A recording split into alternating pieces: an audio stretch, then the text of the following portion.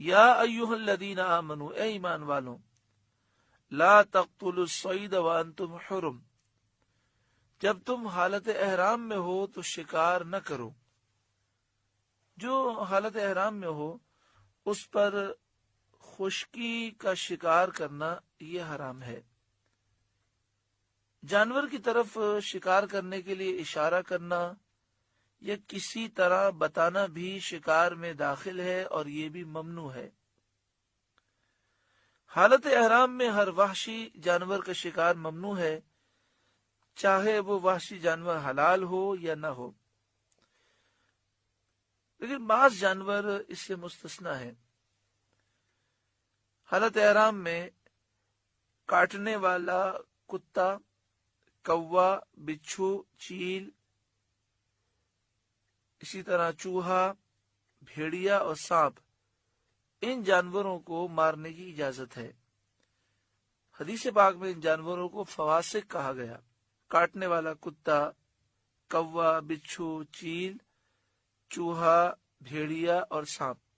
اسی طرح حالت احرام میں مچھر، پسو، چونٹی، مکھی اور زمین کے کیڑے مکوڑے اور جو درندے حملہ کرنے والے ہیں ان کو مارنا جائز ہے. ہاں، حالت احرام میں جوں کو مارنے کی اجازت نہیں ہے. وَمَنْ قَتَلَهُ مِنْكُمْ مُتَعَمِّدًا، اور تم میں سے جو اسے جان بوجھ کر قتل کرے.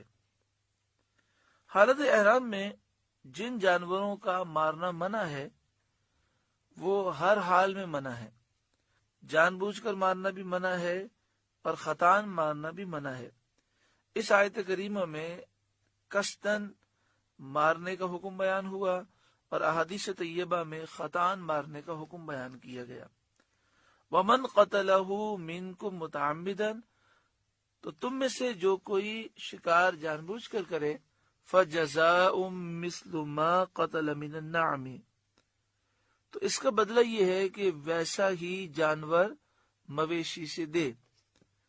يَحْكُمُ بِهِ ذَوَا عَدْلٍ مِّنْكُمْ، تم میں سے دو عادل شخص اس کا فیصلہ کریں. ہدیم بالغ الکعبۃ، یہ قربانی ہو کعبے کو پہنچنے والی. یعنی مثال کے طور پر کسی نے ہرن کا شکار کر لیا تو اب ہرن کی قیمت کا اندازہ لگایا جائے. اس کی قیمت کا اندازہ دو عادل شخص لگائیں گے کہ ہرن کے شکار پر جو قیمت بنی اور اس قیمت سے اونٹ خریدا جا سکتا ہے تو ایک اونٹ لے لیا جائے اور وہ اونٹ حدود حرم میں نحر کیا جائے. ویسا ہی جانور دینے سے مراد یہ ہے کہ قیمت میں مارے ہوئے جانور کے برابر ہو. یہ حضرت امام ابو حنیفہ اور امام ابو یوسف رحمت اللہ علیہما کا قول ہے. قیمت کا اندازہ دو افراد وہ کریں گے جو عادل شخص ہوں، وہاں کی قیمت کے حال کو وہ جانتے ہوں، جہاں پر شکار مارا گیا یا اس کے قریب اس کی قیمت کا وہ اندازہ جانتے ہوں کہ اس کے قریب آبادی میں اس کی یہ قیمت ہے. کفارے کے جانور کا حرم شریف کے باہر ذبح کرنا درست نہیں. حرم سے مراد ہے حدود حرم. ہاں، مسجد حرام شریف میں خانہ کعبہ کے اندر تو ذبح نہیں ہوگا، مگر یہ کہ مسجد حرام شریف سے باہر مکہ شریف میں اور مکہ شریف کے ارد گرد جہاں تک حدود حرم ہے اس کے اندر یہ کفارے کے جانور کا ذبح ہونا یہ ضروری ہے. اب دیکھیں یہاں پر فرمایا گیا بالغ الکعبۃ، کعبے کو پہنچنے والی ہو قربانی. یہ نہیں فرمایا کعبے کے اندر، نہیں فرمایا. تو اس سے یہ پتہ چلا کہ خانہ کعبہ کے اندر یا مسجد حرام شریف کے اندر جانور ذبح کرنا منع ہے، یہاں مراد ہے حدود حرم میں. آگے فرمایا او کفارۃ طعام مساکین، یہ کفارہ دے چند مسکینوں کا کھانا.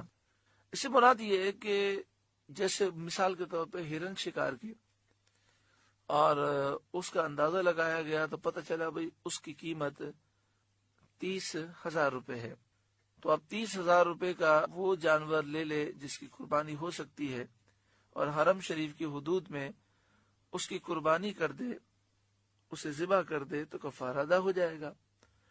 دوسری صورت یہ بھی ہو سکتی ہے کہ جو رقم کا اندازہ لگایا گیا اس رقم سے غلہ خرید لے، اناج خرید لے، اور مساکین میں اس طرح تقسیم کرے کہ ہر مسکین کو صدقہ فطر کے برابر برابر دے دے۔ اور یہ بھی ہو سکتا ہے کہ جتنے مسکینوں کے حصے بنتے ہوں اتنے وہ روزے رکھ لے، جیسا کہ آگے فرمایا او عدل ذالک صیامن، یا اس کے برابر روزے رکھے۔ اب ہم اس مسئلے کو تھوڑا آسان کر کے سمجھنے کی کوشش کرتے ہیں۔ مثلا کسی شخص نے خرگوش کا شکار کیا، دو عادل شخص نے فیصلہ کیا کہ اس کی قیمت 5,000 روپے ہے۔ 5,000 روپے کا غلہ خرید کر غریبوں میں اس طرح تقسیم کرے کہ ہر ایک کے ہاتھ میں صدقہ فطر کی رقم آ جائے۔ مثلا 100 روپے ہے صدقہ فطر کی قیمت، تو 100 روپے کے سے حساب اگر لگائیں تو اس کا مطلب یہ ہوا کہ 1,000 روپے میں یہ 10 ہو گئے اور 5,000 میں 50 ہو گئے۔ تو اب یہ 100 روپے جب تقسیم کریں گے تو 50 غریبوں کے ہاتھ میں آئیں گے۔ تو اب ہمارے پاس 3 صورتیں ہیں۔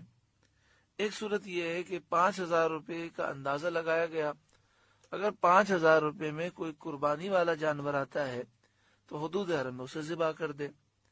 دوسری صورت یہ ہے کہ 5,000 روپے کو غریبوں میں اس طرح تقسیم کرے کہ ہر ایک کے ہاتھ میں صدقہ فطر کی رقم مل جائے۔ اور تیسری صورت یہ ہے کہ صدقہ فطر کے حساب سے دیکھیں تو 5,000 میں 50 حصے بنتے ہیں، 50 مسکینوں میں ہم اس کو تقسیم کر سکتے ہیں، تو وہ 5,000 روپے دینے کے بجائے 50 روزے رکھ لے۔ یہ 3 صورتیں ہیں۔ لِيَذُوقَ وَبَالَ أَمْرِهِ، کہ اپنے کام کا وبال چکھے، کہ جب اس نے شکار کیا تو اب اس پر یہ چیز لازم کی گئی تاکہ وہ اپنے اس کام کا وبال چکھے۔ عفا اللہ عما سلف، اللہ نے معاف کیا جو ہو گزرا، یعنی اس حکم سے پہلے جو شکار کیے وہ معاف ہیں۔ وَمَنْ عَادَ فَيَنْتَقِمُ اللَّهُ مِنْهُ، اور جو اب کرے گا اللہ اس سے بدلہ لے گا۔ وَاللَّهُ عَزِيزٌ ذُو انتقام، اور اللہ غالب ہے بدلہ لینے والا۔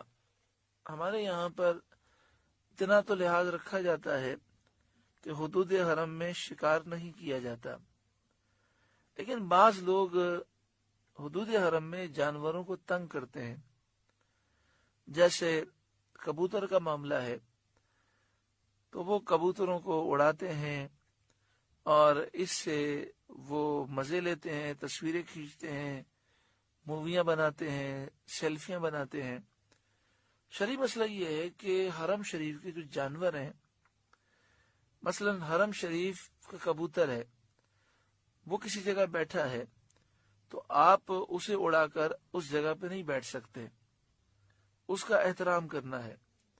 فقہاء نے لکھا کہ اگر حرم شریف کے حدود میں کوئی جنگل ہے، اس جنگل میں ہرن ہے اور ہرن جو ہے کسی درخت کے سائے میں بیٹھا ہے تو شکار کرنا تو منع ہے، اس ہرن کو وہاں سے اٹھا بھی نہیں سکتے۔ تو اس لیے جب اللہ تعالیٰ یہ سعادت نصیب فرمائے مکہ شریف مدینہ شریف پہنچے، تو ویسے بھی مکہ شریف مدینہ شریف کا ادب ہے، اور مکہ شریف تو یہ تو حدود حرم ہے، اس کے تو مسائل بڑے سخت ہیں۔